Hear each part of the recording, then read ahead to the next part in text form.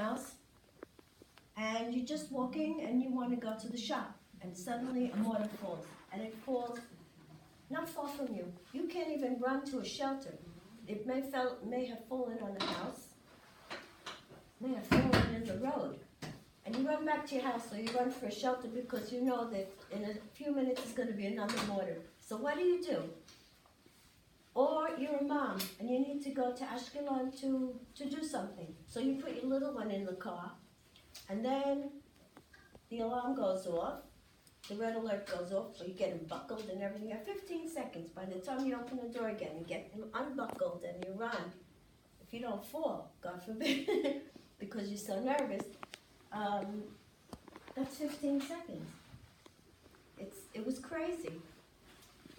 So, at the first week of the war, our younger generation, our sons, our daughters, and our grandchildren left the Moshav and they went north, where there were no mortars, but at least they had more than 15 seconds to run to a shelter. They had, the farther you go from the border, the longer time you have to find shelter.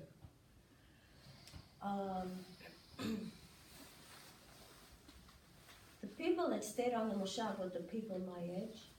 We didn't go anywhere. We took care of stuff on the Moshav. We took care of farming, whoever needed help, because husbands and wives are in the north. The husband, to come back here every day was a hassle. And so we helped them out as much as we could. Also, during this time, it was very difficult because many, many mortars fell on the Moshav, and there was a lot of damage done. At one time, some people got killed here, and that was the most difficult for us. But after the summer, in the beginning of September, the war was over, and people start to come back. And I have to tell you that many, many people in Israel living to the north of us opened their hearts, their homes, kibbutzim, moshavim, and they accepted all the people from the south.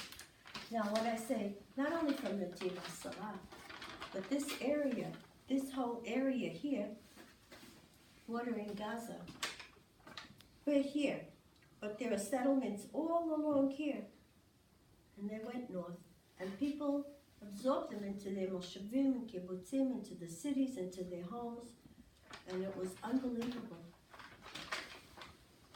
So at the end of the war, the new generation came back. The younger generation came back with their kids. And I don't have to tell you the effects that war has, especially on children. And so we were very lucky. The regional council provided us with a service called Resilience. In the Hebrew it's called Chosin. And this service is given to all the settlements along here, the children and parents and grandparents, to deal with the effects of the war. For the children, I don't have to tell you, they regressed. Bedwetting, and they want to live with it, go to sleep with their parents in the evening, or, reacted in terrible ways sometimes. And the services that were provided to us from Chosin were to ease, or to take away, or to, help them along. And the services included art therapy and dance therapy and horseback riding and taking care of animals and this kind of therapy, and it does help. And also the parents and the grandparents. The thing is, when a rocket falls again, or a mortar, they regress again to the state that they were in. So they may start to bedwet again. They may stop. So it's not a long-lasting therapy. And it's very interesting because you never know how things are going to turn out. You just have to go with the flow. And I think this is one of the most difficult as a grandparent to see my children and my grandchildren live in this way. I'm speaking for myself, probably for a lot of other people here. But this brings me back to another thing, that if we're not here, somebody else will be here, and it's important for us to be here. We live only 1 football field away from the border. The border, the wall is 9 meters tall. There are 2 walls here. The first wall, the original wall, is very gray. It's looming. And then, because of the topography of Netiv HaAsara, I told you it's a sand dune, right? So, where the houses are tall, go up on the hill, we have also the wall. But where the houses go up because of the sand dune, there is another wall, a decorative wall. And that you'll see when we go out here. The decorative wall is there to hide us from Gaza as being a target.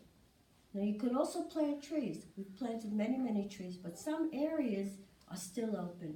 And the thing is to make us invisible from the view of Gaza, from that side. We also have threats not from what comes over the wall, but what comes from under the wall. And that is the tunnels. Before the tunnels were discovered, many, many people said they heard noises. They didn't know what it was, but they heard noises and they figured it was probably digging or something else from underneath. During the war, when the Israeli soldiers were in Gaza, they went through house search, and the tunnels were found. And one tunnel that they found, they came through the tunnel and they came right out in our moshav, right behind us. It's a few minutes walk from here, and it was devastating. I mean, can you just imagine? The idea was the tunnel is very, very deep and wide. And the idea was to come through. They would come through from Gaza.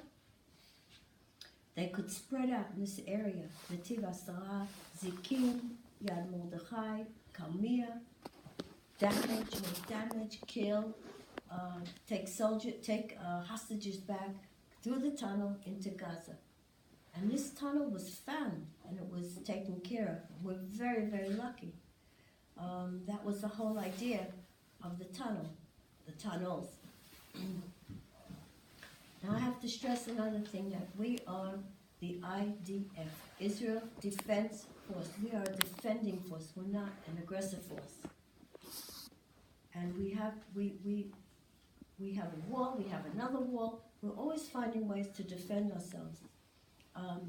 On all the borders in Israel, all the history of Israel, there have been settlements, kibbutzim, moshavim, small towns, and they would be farming settlements. Hopefully the other side would get the idea and also become farming settlements, as we have with Jordan. On that border there are a lot of settlements there on the Jordanian side and on the Israeli side. Hoping that they would probably also farm, because if you have a war, nobody wants to really mess up their breadbasket. And up until now, it's nice with the Jordan side, but in the north and in the south here, it's not working as well at all. Years ago, the people from Gaza, before 1980, when we moved here in 1982, we had really nice relationship with the people there. We would go to Gaza, they could come here, we would even go to the market, use the bank sometimes. Unbelievable.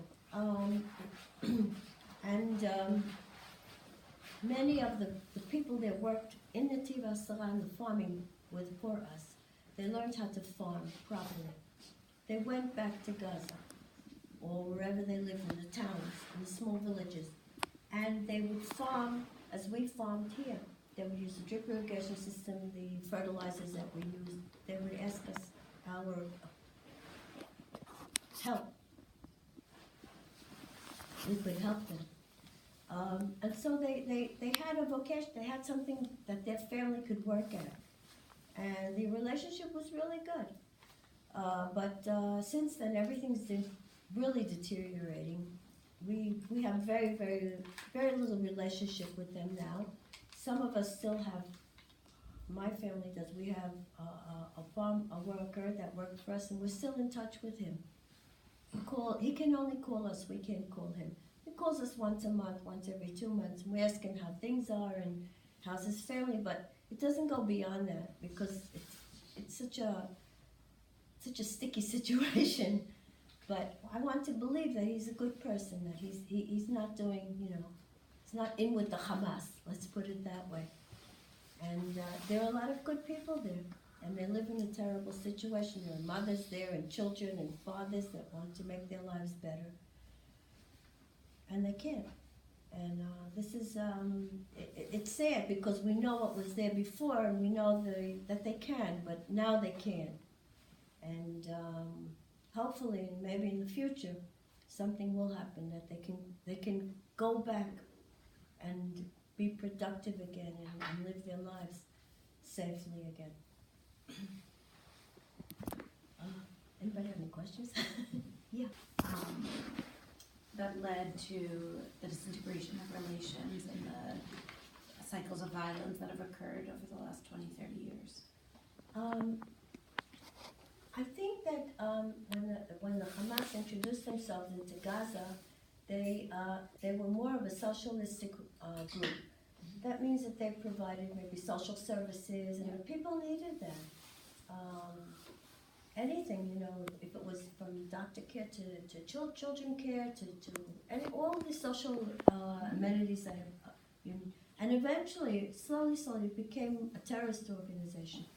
And the people, I can't say firsthand what happened there exactly, but from the news and from what I understand, I think it just deteriorated into the situation. Do you think the ongoing occupation is motivating violence? Of Hamas? Of Palestinians in Gaza and the West Bank and... I can tell you that wherever, from what I see, wherever Israel moved out, terrorism moved in. Like, if we didn't have any control in the Gaza, the terrorists controlled it. Well, So, you said that you're in Egypt and in the Sinai, and that was given back, and Israel's had a peace agreement with Egypt since we the have 70s. a very peaceful arrangement with Egypt. We're not kissing buddies, Yeah. but we're okay. There's no war. It's great. Yeah. They're great. We're great. But Israel gave up that territory and All there's right. been peace. But it's peace. And you had somebody to speak with. You had a government. You didn't have a terrorist organization. And there's a big difference. You have a government behind you. But if you have a terrorist organization that says every day, we're going to annihilate you, we're going to kill you, that's our theme, it's not an official organization like a country or a government or something. So it's different.